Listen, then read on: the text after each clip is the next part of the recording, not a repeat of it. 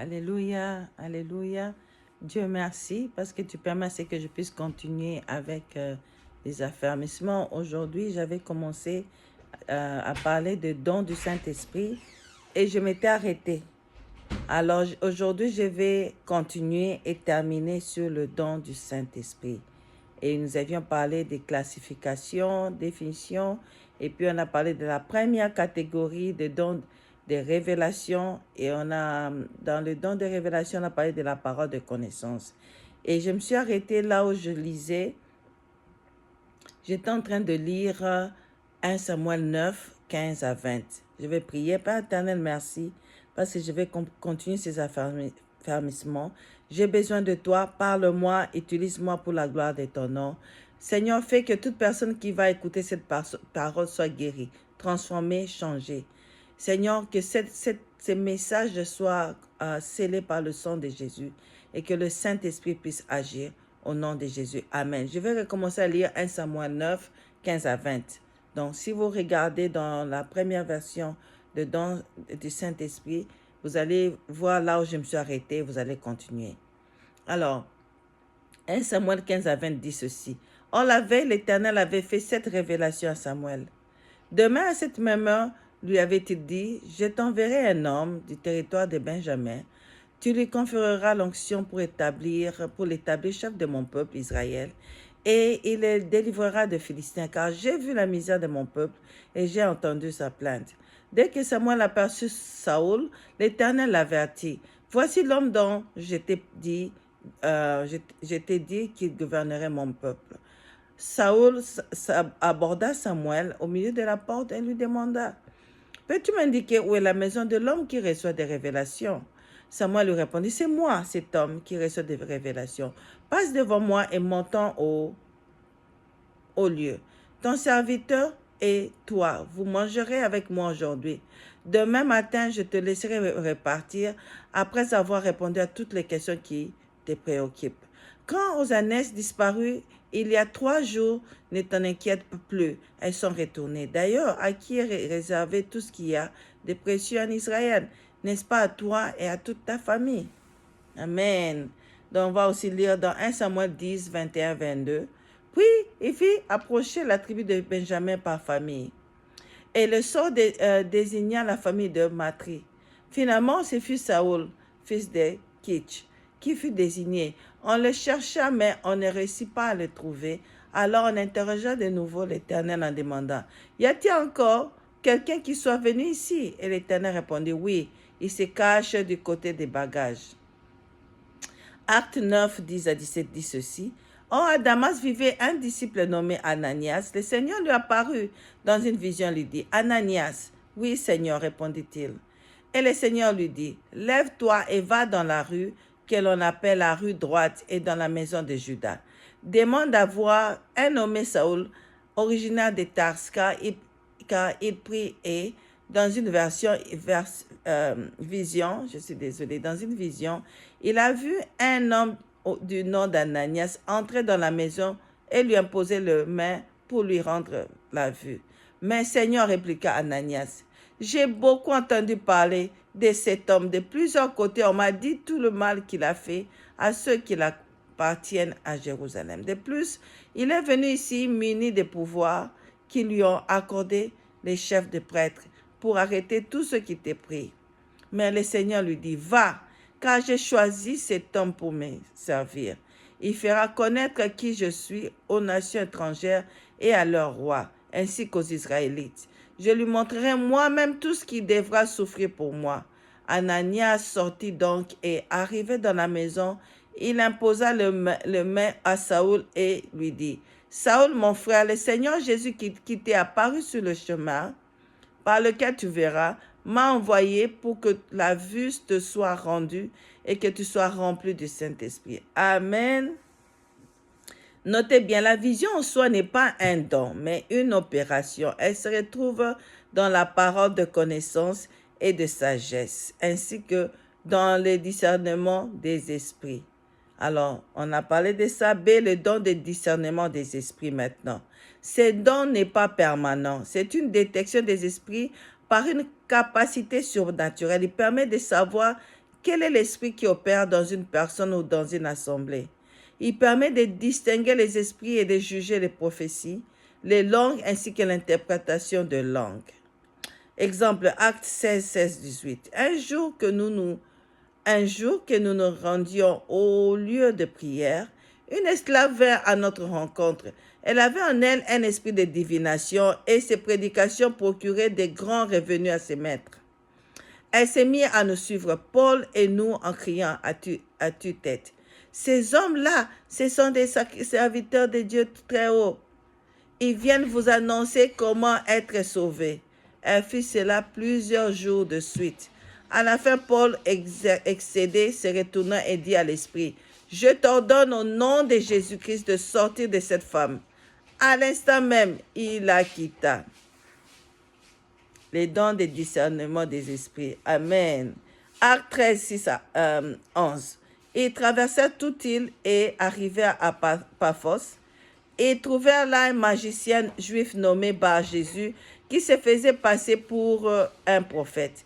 Il faisait partie de l'entourage du proconsul Sergius Paulus, un homme intelligent. Celui-ci invita Barnabas et Saoul et leur exprima son désir d'entendre la parole de Dieu. Mais Élymas, le magicien, car c'est ainsi que l'on traduit son nom, s'opposait à lui. Il cherchait à détruire les proconsuls de la foi. Alors Saoul, qui s'appelait aussi Paul, rempli du Saint-Esprit, s'adressa à lui en le regardant tout droit dans les yeux. « Charlatan, plein de ruses et de méchanceté, fils du diable, ennemi de tout ce qui est bien, quand cesseras-tu de fausser le plan du Seigneur qui sont droits? Mais maintenant, attention, la main du Seigneur va te frapper. Tu vas devenir aveugle et pendant un certain temps, tu ne verras plus la lumière du soleil. » Au même instant, les yeux d'Élymas s'obscurcirent. Il se trouva plongé dans une nuit noire et s'est tourné de tous côtés en cherchant quelqu'un pour le guider par la main. Et Acte 14, 9. Et il écoutait les paroles de Paul. L'apôtre fixa les yeux sur lui et voyait qu'il avait la foi pour être sauvé. Amen. Le don de discernement des esprits. Maintenant, c'est le don de la parole de sagesse. C'est la manifestation surnaturelle de l'Esprit de Dieu qui communique une part de la sagesse divine pour la nécessité présente. Dans une circonstance donnée, c'est une orientation, une direction divine pour sortir d'une situation difficile. Alors, je vais vous donner des exemples. Selon les affermissements que je suis en train d'enseigner, le jugement de Salomon, 1 roi 3, 16 à 26. Un jour, 2 femmes prostituées vinrent chez le roi et se prosternèrent devant lui. Donc là, c'est le don de la parole de sagesse.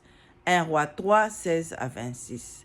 L'une d'elles lui dit, « S'il te plaît, mon Seigneur, écoute-moi. Cette femme et moi, nous habitons dans la même maison et j'ai donné naissance à un fils après elle. 3 jours après, elle a aussi mis au monde, elle a aussi mis un enfant au monde. Nous vivons seuls ensemble dans cette maison. Il n'y a personne d'autre avec nous. Et nous n'étions que tous les deux. Or, pendant la nuit, elle s'est couchée sur son fils, à mes côtés, pendant que moi, je dormais. Elle a couché contre elle, puis elle a déposé son bébé mort près de moi. Le matin, je me suis levée pour aller allaiter mon bébé. J'ai trouvé l'enfant mort.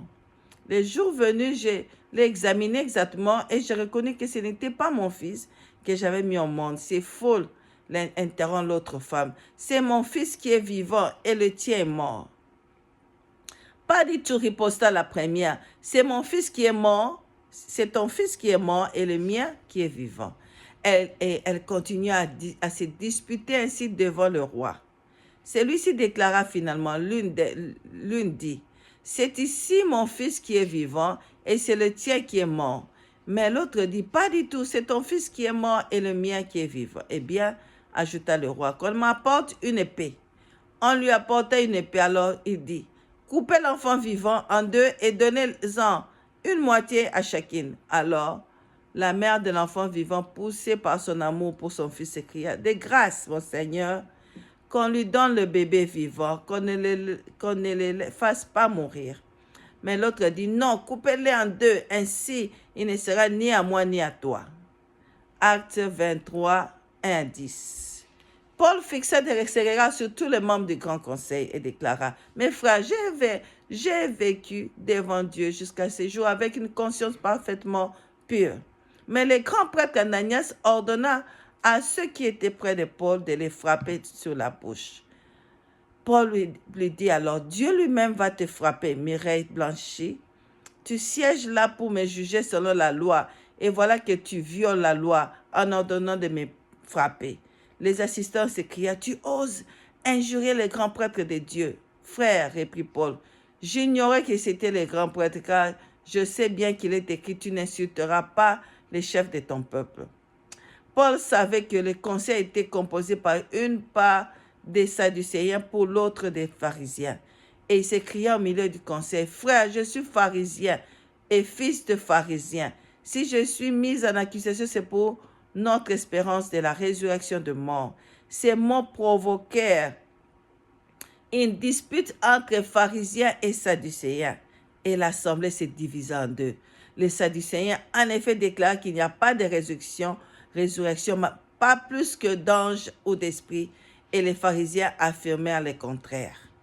Le temps monta considérablement. Quelques spécialistes de la loi qui étaient du part des pharisiens se levèrent pour protester avec énergie en faveur de l'accusé. Vraiment, nous ne trouvons rien à reprocher de cet homme. Après tout, qui sait? Peut-être un esprit ou un ange lui a-t-il parlé. La dispute s'envenimait et le commandant craignait que son prisonnier ne soit tué par ces gens. Alors, il fit signe à un détachement des soldats de descendre dans la salle pour tirer Paul du milieu d'eux et de le ramener à la citadelle. Amen. Maintenant, deuxième catégorie, nous parlons des dons d'émission. Les dons dans les dons d'émission, nous avons les dons du parler en langue, de parler en diverses langues, les dons de parler en diverses langues, dans le don de la prophétie, le don de l'interprétation des langues. Tous ces dons sont des signes qui précèdent le langage. C'est la capacité surnaturelle que le Saint-Esprit donne à quelqu'un de parler diverses langues en esprit, dans le don de parler en langue. Des langues jamais apprises, celles des hommes ou celles des anges. 1 Corinthiens 1, 13, 1 dit ceci. En effet, supposons que je parle des langues des hommes et même celles des anges. Si je n'ai pas l'amour, je ne suis rien de plus qu'une trompette rayonnante ou une cymbale brillante. Donc, cette capacité de parler en d'autres langues se situe à l'édification personnelle. 1 Corinthiens 14, 4 dit, « Celui qui parle dans une langue inconnue est seul à en tirer un bienfait pour sa foi. Mais celui qui prophétise permet à toute l'assemblée de grandir dans la foi. » 1 Corinthiens 14, 15 dit, « Que ferai-je donc? Je prierai avec mon esprit, mais je prierai aussi avec mon intelligence. Je chanterai des louanges de Dieu avec mon esprit, mais je chanterai aussi avec mon intelligence. » Jude 1, 20 dit ceci, « Mais vous, mes chers amis, bâtissez votre vie sur le fondement de votre foi très sainte. Priez par le Saint-Esprit et à l'intercession par l'Esprit Saint selon Dieu. » Romains 2, 27. « Et cet homme qui accomplit la loi sans être physiquement circoncis te jugera, toi qui désobéis à la loi tout en possédant les esprits et les circoncisions. » Donc, tout le monde peut parler en langue. Marc 16, 17. « Voici les signes miraculeux qui accompagneront ceux qui auront cru. En mon nom, ils chasseront des démons, ils parleront de langues nouvelles, car tout le monde n'a pas la diversité de langues. » Alléluia. 1 Corinthiens 12, 30. « Est-il donné à tous de guérir des malades? Tous parlent-ils dans des langues inconnues ou tous les interprètent-ils? » Évidemment, non. Il n'est pas donné à tout le monde. Les dons des prophéties. C'est une énoncé surnaturel que l'Esprit donne pour transmettre un message aux autres en passant par l'esprit de l'homme. C'est un énoncé miraculeux dans une langue compréhensible pour l'édification des autres. Les messages peuvent être teintés de la couleur de vase. C'est pourquoi la prophétie doit être jugée. 1 Corinthiens 14, 29 dit « Quand à ceux qui prophétisent, que 2 ou 3 prennent la parole et que les autres jugent ce qu'ils disent. » 1 Thessaloniciens 5, 20 à 21. Ne méprisez pas les prophéties. Au contraire, examinez toutes choses. Retenez ce qui est bon. Gardez-vous de ce qui est mauvais, sous quelque forme que ce soit. Son utilité est édifier, consoler, exhorter les autres. 1 Corinthiens 14, 3 à 4. Mais celui qui prophétise aide les autres à grandir dans la foi, les encourage et les réconforte. Celui qui parle dans une langue inconnue est seul à en tirer un bienfait pour sa foi. Mais celui qui prophétise permet à toute l'assemblée de grandir dans la foi. Notez bien, la prophétie ne remplace pas la parole de Dieu qui est la révélation par excellence. C'est pourquoi toute prophétie qui va à l'encontre de la parole de Dieu doit être carrément rejetée. Et ici, nous allons parler aussi des dons d'interprétation des langues. Ce n'est pas l'interprétation, ces dons expriment la pensée d'un message en langue surnaturelle. C'est une capacité naturelle, surnaturelle que le Saint-Esprit donne à quelqu'un pour traduire un message quelconque, incompréhensible par tous, reçu en langue. Donc, ces dons ne font pas de la traduction littérale, mais il rend l'idée du message donné. Notez bien, langue plus interprétation égale prophétie. Troisième catégorie, les dons de puissance. Nous avons les dons de la foi, les dons de guérison, les dons d'opération des miracles. Dieu opère les exploits par ces 3 dons. Le don de guérison. Donc, c'est une guérison surnaturelle d'une maladie ou d'une infirmité sans aucun moyen humain. C'est la délivrance de tout mal fonctionnel, nerveux ou organique par la puissance divine, détruisant les œuvres du diable ou les maladies dans un corps humain. Ces dons n'est donc pas la science médicale que les païens peuvent apprendre. Ce n'est pas la guérison par l'hypnose ou par spiritisme. C'est plutôt une guérison divine que tout enfant de Dieu peut expérimenter par la foi. Marc 16, 17 dit ceci. « Voici les signes miraculeux qui accompagneront ceux qui auront cru. En mon nom, ils chasseront des démons, ils parleront des langues nouvelles. » Gloire à Dieu. Le don d'opérer des miracles, c'est la manifestation surnaturelle de la vie de Dieu par des prodiges et des signes. C'est l'intervention surnaturelle du pouvoir de Dieu qui fait apparaître des choses qui ne sont pas. Ces dons accomplissent ce que le autres dons ne peuvent pas faire. Les miracles donnent le pouvoir sur la création, sur la mort, sur la nature.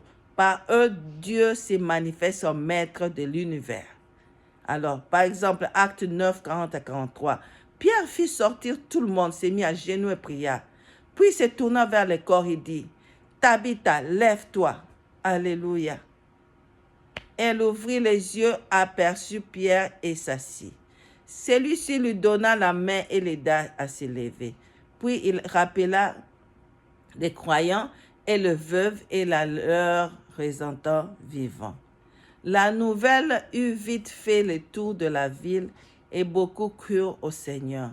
Pierre resta quelque temps encore à Jaffa. Il logea chez un tanneur nommé. Jean 2, 1, 11. Donc, je suis en train de lire des versets bibliques qui vont nous aider à comprendre. Jean 2, 1, 11 dit ceci. 2 jours plus tard, on célébrait des noces à Cana. En Galilée, la mère de Jésus assistait. Jésus avait aussi été invité au mariage avec ses disciples. Oh, voilà que le vin s'est mis à manquer. La mère de Jésus lui fit remarquer, ils n'ont plus de vin. Écoute, lui répondit Jésus, est-ce toi ou moi que cette affaire concerne? Mon heure n'est pas encore venue. Sa mère dit au serviteur, faites tout ce qu'il vous dira. Il y avait là 6 jarres de pierre que les Juifs utilisaient pour leur ablution rituelle. Chacune d'elles pouvait contenir entre 80 et 120 litres. Jésus dit au serviteur, remplissez d'eau ces jarres. Il les remplit d'eau, il remplit jusqu'au bord. Maintenant, leur dit-il, prenez-en un peu et allez l'apporter à l'ordonnateur du repas. C'est qu'ils firent. L'ordonnateur du repas goûta l'eau qui avait été changée en vin. Et il ne savait pas d'où venaient ces vins. Alors que les serviteurs le savaient, puisqu'ils avaient puisé l'eau. Aussi, il fut appelé le mari et lui dit, en général, on sert d'abord le bon vin et quand les gens sont ivres, on leur donne de l'ordinaire. Mais toi, tu as réservé le bon vin, le bon jusqu'à maintenant. C'est là le premier signe miraculeux que fit Jésus. Cela se passa à Cana en Galilée. Il révéla ainsi la gloire et ses disciples crurent en lui. Amen. Matthieu 21, 18 à 21 dit ceci. Tôt le matin, en revenant vers la ville, il eut faim. Il aperçut un figuier sur le bord de la route et s'en approcha, mais il n'y avait que des feuilles. Alors il dit à l'arbre, tu ne porteras plus jamais de fruits. À l'instant même, le figuier devint tout sec. En voyant cela, les disciples furent très étonnés et s'écrièrent, comment ce figuier est-il devenu sec en un instant? Vraiment, je vous l'assure, répondit Jésus, si vous avez la foi et si vous ne doutez pas, non seulement vous pourriez accomplir ce que j'ai fait à ces figuiers, mais même si vous dites à cette colline, soulève-toi de là et jette-toi dans la mer, cela se fera. Amen. Jean 11, 1.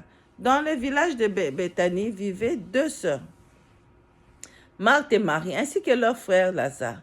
Marie était cette femme qui, après avoir répandu une huile parfumée sur les pieds du Seigneur, les lui essuya avec ses cheveux. Lazare, son frère, tomba malade. Les deux sœurs envoyèrent donc quelqu'un à Jésus pour lui faire dire, « Seigneur, ton ami est malade. » Quand Jésus apprit la nouvelle, il dit, « Cette maladie n'aboutira pas à la mort.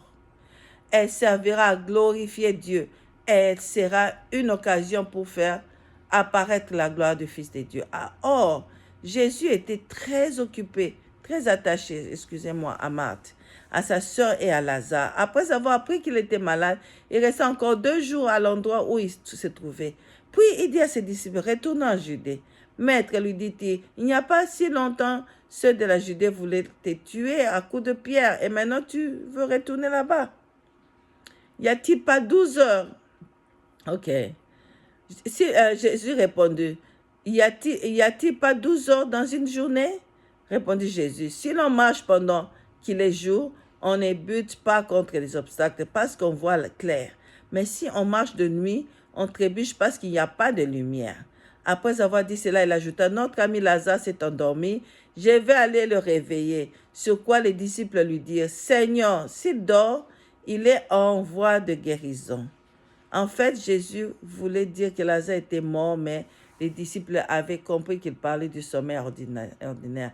Alors il dit clairement, Lazare est mort et je suis heureux à cause de vous de n'avoir pas été là-bas en ce moment-là, car cela contribuera à votre foi. Mais maintenant, allons auprès de lui. Thomas, surnommé Jumeau, dit alors aux autres disciples, allons-y nous aussi pour mourir avec lui. À son arrivée, Jésus apprit qu'on avait enseveli Lazare. Depuis 4 jours déjà, Béthanie était à moins de 3 kilomètres de Jérusalem. Aussi, beaucoup de gens étaient-ils venus chez Marthe et Marie pour leur présenter leurs condoléances à l'occasion de la mort de leur frère. Quand Marthe apprit que Jésus approchait du village, elle alla en sa rencontre. Marie, elle resta à la maison. Marthe dit à Jésus, Seigneur, si tu avais été ici, mon frère ne serait pas mort. Mais je sais que maintenant encore, tout ce que tu demanderas à Dieu, il te l'accordera. Amen. Ton frère reviendra à la vie, lui dit Jésus. Je sais bien, répondit Marthe, qu'il reviendra à la vie au dernier jour, lors de la résurrection de mort. Je suis la résurrection et la vie, lui dit Jésus. Celui qui place toute sa confiance en moi vivra, même s'il meurt. Et tout homme qui vit et croit en moi ne mourra jamais. Crois-tu cela? Oui, Seigneur, lui répondit-elle, je crois que tu es le Christ, le Fils de Dieu, celui qui devait venir dans le monde. Là-dessus, elle partit appeler sa sœur Marie et l'ayant pris à part, il lui dit, mais le maître est là. Là-dessus, je vais répéter, elle partit appeler sa sœur Marie et l'ayant prise à part, elle lui dit, le maître est là et il te demande. À cette nouvelle, Marie s'éleva précipitamment et courant vers Jésus. Il n'était pas encore entré dans le village, il était resté à l'endroit où Marthe l'avait rencontré.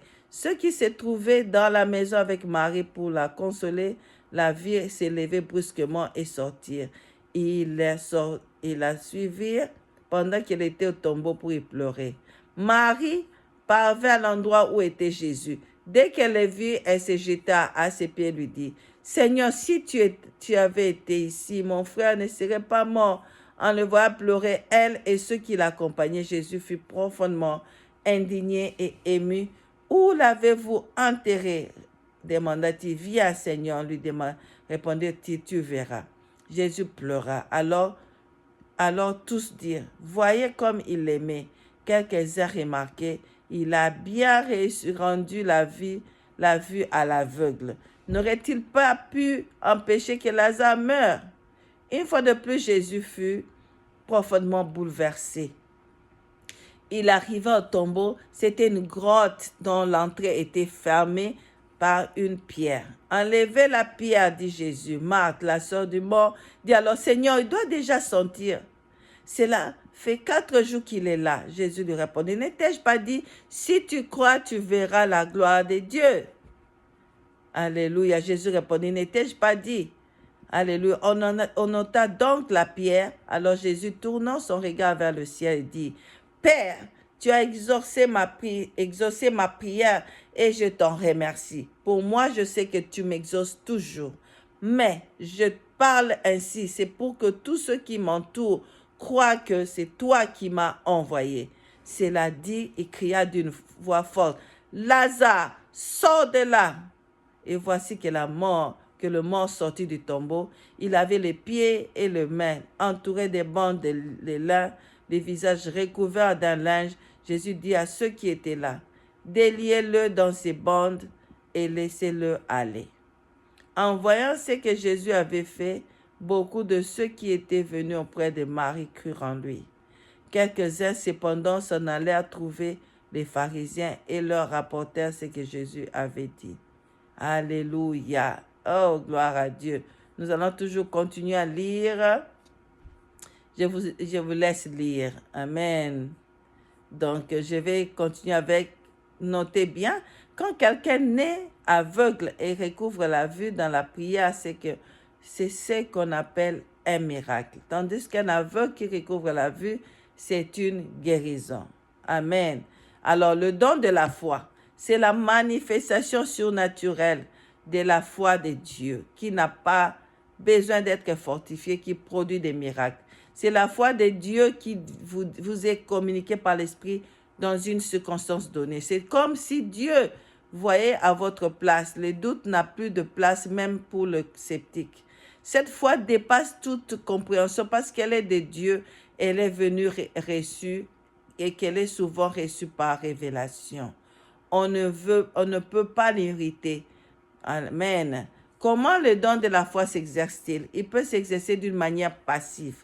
La protection que connut Daniel dans la fosse au lion.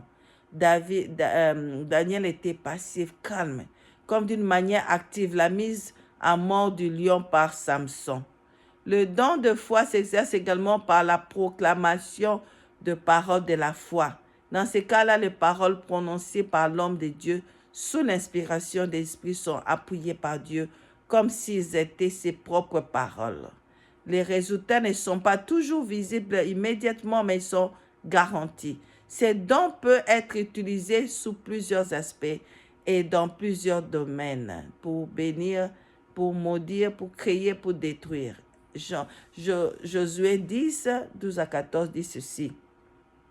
Ces jours-là où l'Éternel donna aux Israélites la victoire sur les Amoréens, Josué s'écria devant tout Israël, « Soleil, arrête-toi sur Gabaon, et toi, lune, fais halte sur la vallée d'Ayalon. » Et le soleil s'arrêta, la lune suspendu son cours jusqu'à ce que la nation d'Israël eût réglé ses comptes avec ses ennemis. C'est bien ce qui est écrit dans les livres des justes.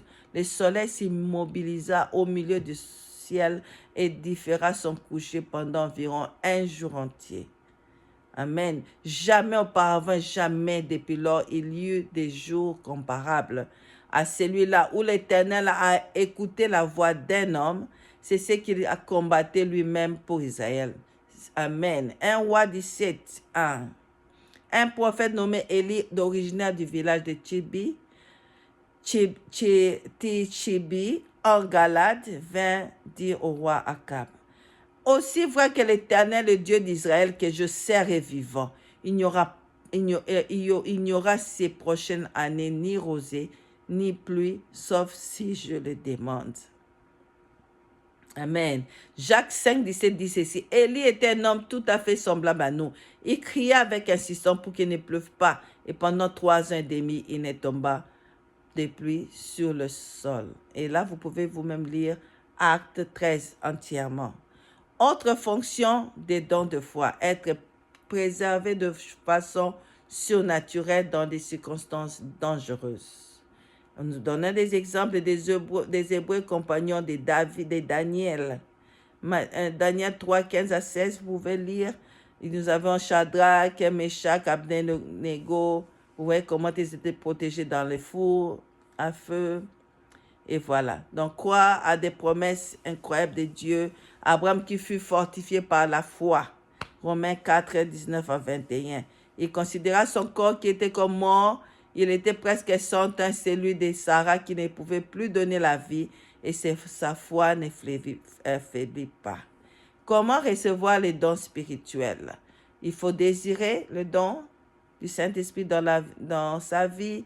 1 Corinthiens 12, 31, c'est sanctifié pour être utilisé par le Seigneur.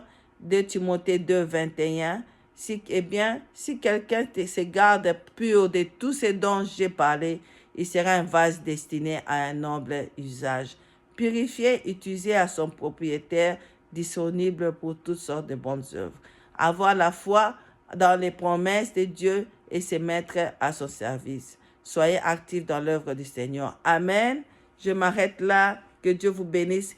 Et prochainement, je vais parler de baptême dans le Saint-Esprit ou effusion du Saint-Esprit. Que Dieu vous bénisse. Gloire à Dieu, Seigneur. Merci. Merci, merci, merci. Que la gloire te revienne. Amen.